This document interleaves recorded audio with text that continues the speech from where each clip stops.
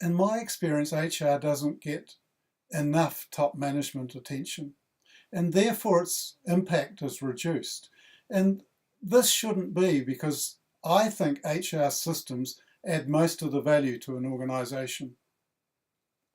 So the question is, the big issue is, how can HR grab more of top management attention? I think is really important is language. And I cringe sometimes when I hear HR people talking language,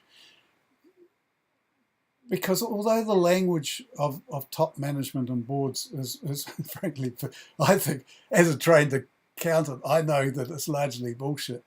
You need to learn that language and use it. You need to put on your accountant's hat even if you're not trained. And it's really easy.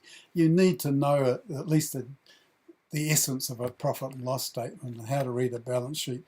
And you need to talk in terms of return on investment. You know, it is really a bit of bullshit, because I love the story about the Economist asked 16 people to generate 10-year forecasts. There were 4 finance ministers, there were 4 chairmen of multi-international companies, there were 4 Oxford University economics students, and there were 4 London dustmen. And you can bet after 10 years which one got the best, closest forecast. It was the 4 dustmen.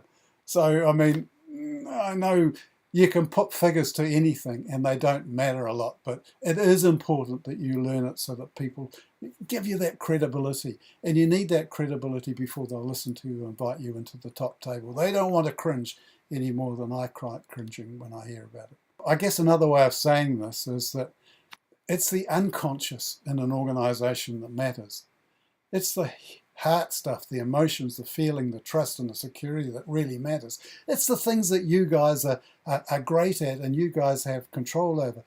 But the logic and the costs, the head stuff, the conscious stuff, it probably only accounts for a small amount, but it's the bit that sits above like that iceberg.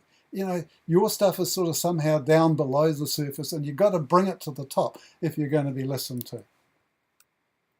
So my name's Bruce Holland. I'm an expert in leadership development and organisational strategy, but I've found that really it's HR things that matter. And so I always talk about liberating the human spirit at work. And that is a very HR concept. I believe everyone has a genius factor, and it's part of our job to try and make sure that happens.